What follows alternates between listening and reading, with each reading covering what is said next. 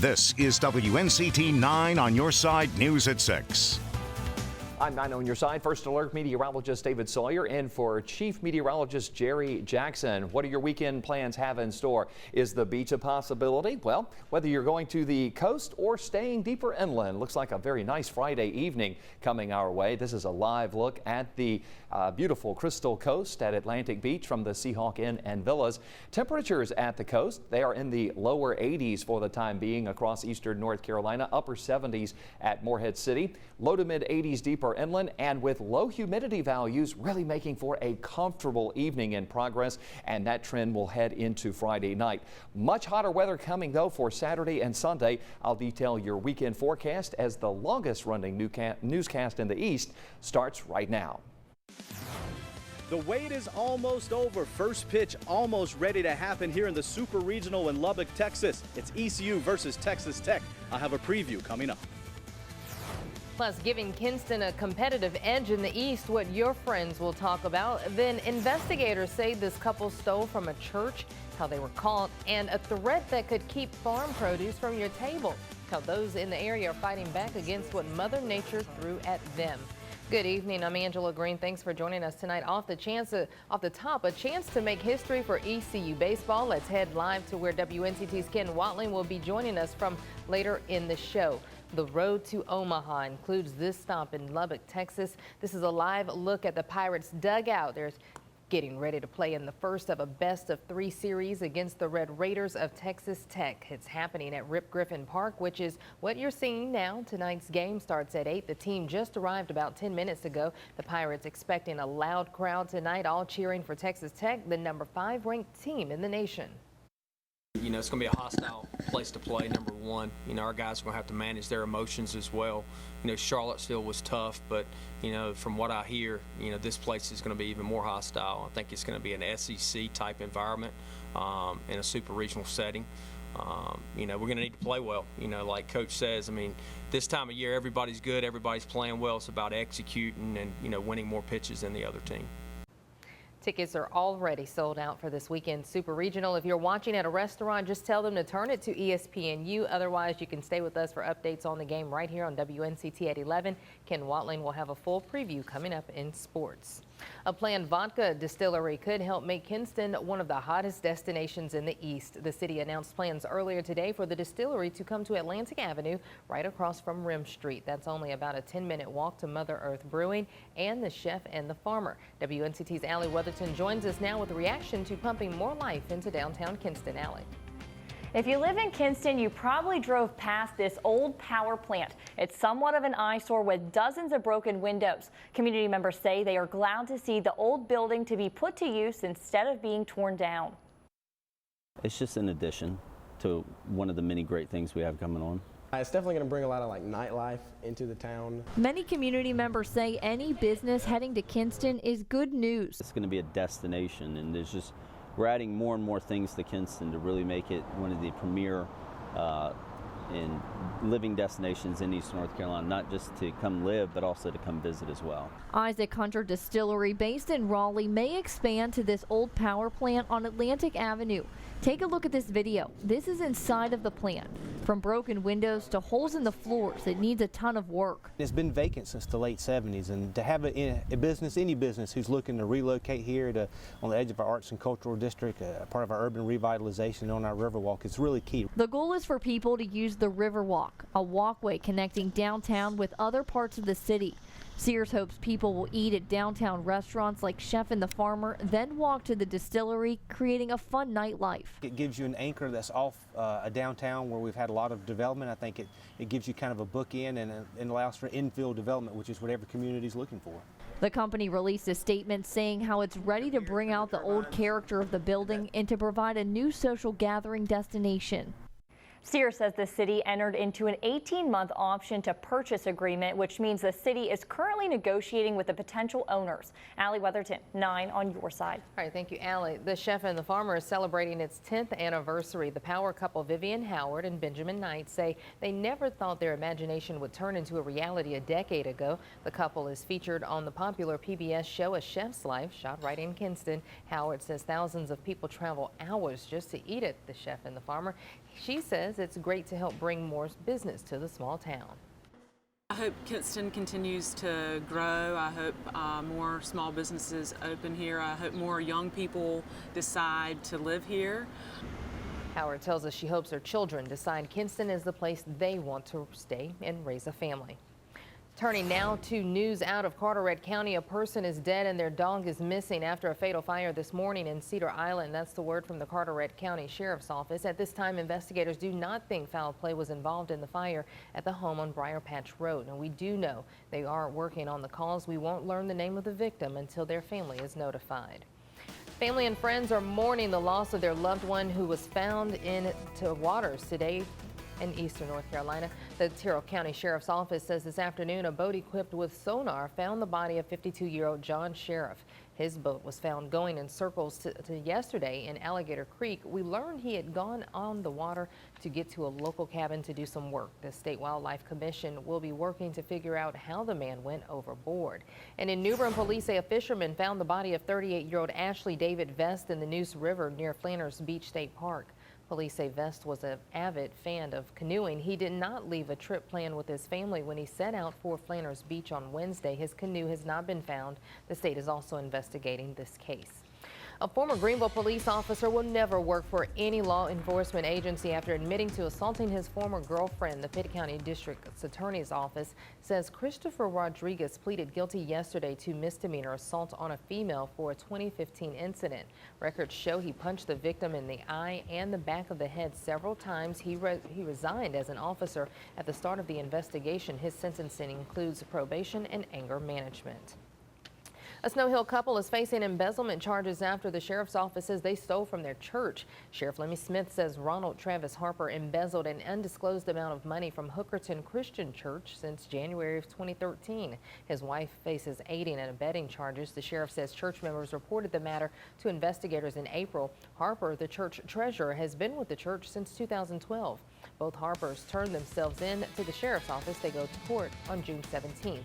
Mother Nature could impact your daily dinner plans. Even though recent rains have gone away, WNCT's Tamara Scott reports there's still lasting impacts on corn crops across the east. In just a matter of days, months of hard work can be ruined. These guys have probably invested $500 or $600 an acre in this crop.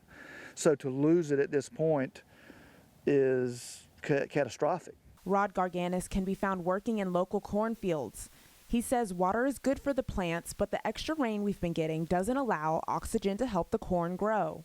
It's trying to find it somewhere else. It's searching for oxygen, it's searching for nutrients, and when it can't find it in the soil, it feeds on itself.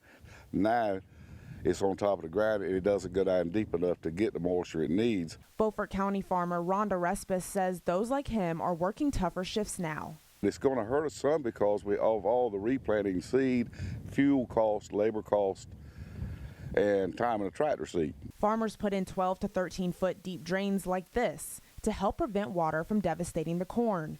But those don't always help. The corn crop that you see behind me is looking at about 6 feet high, and they were planted in about mid-April. And the crops you see here were planted at the same time. Because of high water, they're not looking too great. Respis is counting on using this dry weather to catch up and possibly replant. He says his family has been at it for generations, so something like this is not going to slow him down. Here to grow crops for our families and also to supply crops for this country. In Beaufort County, Tamara Scott, 9 on your side. Extra rain can wash away nutrients needed to grow that gives it its yellow shade and can lead to root disease. And we also dug into what other crops are doing earlier this month. Refresh yourself on how strawberry plants are doing by logging on to our website, WNCT.com. The proposed camping platforms in Greenville will not be done by July. We told you about these plans last year to build 3 sites to let people camp on the Tar River during the summer. Greenville Recreation and Parks tells us crews had to stop construction. Engineers want to make sure the platforms will be flood resistant. Parks planner Lamarco Morrison says he would rather have everything done right than fast. If there is a rise in the flood elevation, then of course the engineer will recommend we move the camping platforms to another location. It might be 10 feet further back or maybe 20 feet to the right or left. Morrison hopes the permit will come back in the next few weeks. After that, the crews can start building the platforms. The goal is to have all 3 ready by fall. Well, the warm weather looks like it's here to stay, so are mosquitoes. Greenville's mosquito control team spent the week setting traps and spraying various areas. It's all an effort to keep you safe this summer. Sanitation manager Dilbert Bryant says his team does this every year, yet it's more prevalent now due to the Zika threat. If you have a mosquito problem, you can contact the city's Public Works Department. We'd come out and do an inspection and see if there's something that they would need to do, such as we call tip and toss. Throw away things that hold water in their yard that could potentially breed mosquitoes, clean out their gutters. Mosquitoes thrive in moist environments and can live in something as small as a bottle cap. A law designed to protect your children from cyberbullying could now be taken off the books. The state Supreme Court ruled today the 2009 law was unconstitutional. The court said the way the law goes about protecting students from being tormented violates the First Amendment. The ruling reversed the lower court's ruling and overturned the cyberbullying conviction of an Alamance County student. Now, whether a group can stop a mining company from pumping water into Blunt's Creek is now in the hands of an administrative law judge. Creek advocates say Martin Marietta will taint the water with its quarry plans. Both sides argued their case over the past 2 weeks. It could take a couple of months for the judge to issue his decision. A young man from our area is an inspiration to his family and some of his classmates. It doesn't matter where you come from or the color of your skin. You can achieve anything if you really want to. Still to come, we'll be sharing with you his story as he heads to Duke University in the fall, and later just who is coming back searching for glory this time around at Big Rock. The answer is coming up in your sports. And the weather is looking good for the start of the upcoming Big Rock tournament. More details in your weekend first alert forecast. Now your WNCT 9 First Alert weather. Well, it's certainly been great to see your first alert forecast coming into a great picture for the latter part of the work week with all of this gorgeous weather that we've been experiencing. High pressure still in control of our weather as it has been the last few days. You recall earlier in the week we had situations dealing with severe weather last Sunday. The effects of Tropical Storm Colin into the first part of the week. It's good to be nice and relaxed for the rest of the week weather-wise as this high-pressure system has forecasted and come through as we expected to give us a beautiful string of days in eastern North Carolina with sunny skies and very pleasant, tranquil conditions. Same situation tonight as we expect mostly clear skies this evening. By 11 o'clock, temperatures inland and the coast dropping into the upper 60s to near 70 degrees, dropping to the low to mid-60s for the overnight, and then the warm-up coming our way. That same high pressure that's given us the nice weather for the second half of our work week is going to slip offshore and open the door to heat and humidity on Saturday. Partly cloudy skies will top our temperatures out in the upper 80s to near 90 degrees inland, mid 80s along the coast. And with this type of summer-like heat, we can't rule out a few afternoon and evening showers or thunderstorms. Not a washout by any means, but as we know in eastern North Carolina, summer-like heat can bring scattered thunderstorms. So just seek safe shelter during those thunderstorms. And then once the danger is gone from the thunderstorm, head back out and continue your afternoon and evening plans. Everything should die down after sunset. And speaking of the upcoming weekend, if you're heading toward the coast, here is a look at the boating forecast. Big Rock Blue Marlin tournament getting cranked up into the next several days. It's kicking off with the Lady Angler tournament on Saturday. Good fishing conditions for everyone getting out on the boat. And for that matter, if you're heading toward the beach and enjoying time along the seashore, here is a look at your beach forecast on Saturday. A mostly sunny to partly cloudy sky, and with temperatures feeling this hot in the upper 80s to near 90 inland, mid 80s at the coast, the beach or the swimming pool could be a good place to be. At the beach, as always, even though there is a low rip current risk, always take care in the ocean waters with the surf heights and the surf zone around 1 to 2 feet on Saturday for the Crystal Coast and Onslow County beaches. Things get hotter even still on Sunday. Here's why. A frontal system is coming southward. As the west winds come over the mountains, they descend and come into eastern North Carolina. When air sinks, it heats up. So that's why we're confident we're going to really be on a summer-like sizzle on Sunday. Afternoon temperatures inland in the mid-90s, even near 90 degrees at the beach with this front approaching. A minimal chance of a storm on Sunday. So take care in this heat as triple-digit heat index values, that's heat plus humidity, could come our way on Sunday. And then into next week, it's a little more unsettled with a slightly better chance of rain by Wednesday. possibly Thursday and Friday of next week.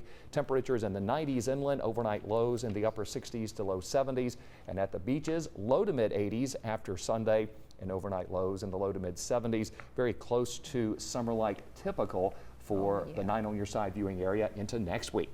Yeah, it looks like it's getting hot pretty fast. Summer's here. That's right. Thank you, David.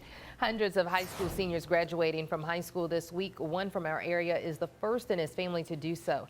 Jair Nino Espino was born in Mexico and moved to the U.S. when he was 3. He's one of the only people in his family who speaks English. Nino Espino says he hopes his accomplishments set an example for future generations. He wants people to know anything is possible if you put your mind to it. That was one of the main reasons I wanted to do so good in school. It's basically set an example for other Hispanic students who may be striving. Nino Espino is a future Duke Blue Devil thanks to a number of scholarships his education is already paid for.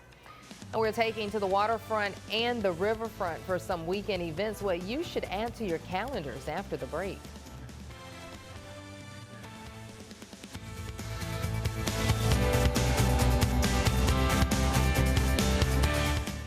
This is WNCT 9 on Your Side News at 6. We're rounding up some weekend events for you and your family, and since most of them are outdoors, make sure to pack your sunscreen. Let's head first to Washington for the city's summer festival, rides, games, carnival, food, fireworks, and let's not forget that beautiful view. This is Washington's 33rd annual festival. You can head out to the waterfront until 9 tonight and find games and vendors that bring the community together. Some locals who attended the festival for years are now taking a turn at vending. Lindsay Moore calls his a family business and heritage. Growing up as a kid, coming out here, and you get an adult and you start vending, you want to be a part of something that you done, you know, growing as a kid. And you don't have to wake up too early tomorrow for the festival fun. It kicks off at 10 and continues until 9. Now from Washington, we head to New Bern for a night full of patriotism at Tryon Palace, North Carolina History Center. Letters from Home returns. For some family-friendly entertainment, expect to be called upon occasionally if you're in the audience. The USO-inspired performance starts at 8. Now, staying in the New Bern area, get your children into fishing tomorrow at the Kids Fishing Day at Cedar Swamp Pond. Anyone 15 and younger can fish for free, and don't worry about not having the right equipment. State Wildlife and Forest Service crews will loan it to you. There's also a free lunch for all participants. If you find yourself in Ayden area worrying where to take your children, try the Ayden District Park. There's a fundraising drive for the Arts and Recreation Foundation. Your children can play games and splash around at the splash pad. There is a $2 entry fee. And don't forget about shopping local at the new Sunday edition of the Umbrella Market in Greenville. The market is joining Sunday in the park at the Town Common. This week's concert is the Tar River Community Band. Bring a bag to carry the goods at 6, then stick around for that band at 7. And the time is ticking down for the Pirates to take the diamond in the NCAA Super Regional. The first pitch will come in less than 2 hours. You're looking live at where that will happen. As the official station of the Pirates, we've been along for the entire ride. WNCT's Ken Watling will be up next in sports with a preview of tonight's game.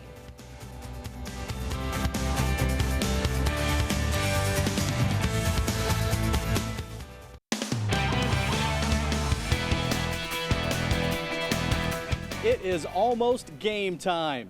Finally, we're about 90 minutes away from first pitch here at Texas Tech as the homestanding Red Raiders take on the ECU Pirates in Game 1 of the NCAA Baseball Super Regional. 2 wins here, and the winner heads to next week's College World Series in Omaha, Nebraska. And here's a look at the Pirates just about 20 minutes ago, getting off the bus here at Rip Griffin Park, just about a 5-minute drive from their hotel to the stadium. They've become pretty familiar with this place over the past few days, and it's crazy to think that less than a month ago, this same Pirates team went 0-2 at the American Athletic Conference Tournament, eliminated without winning a game. I asked head coach Cliff Godwin yesterday if he thought going through that benefited his team, considering how they played last week at Virginia, and as you will probably tell, I don't think he liked the question.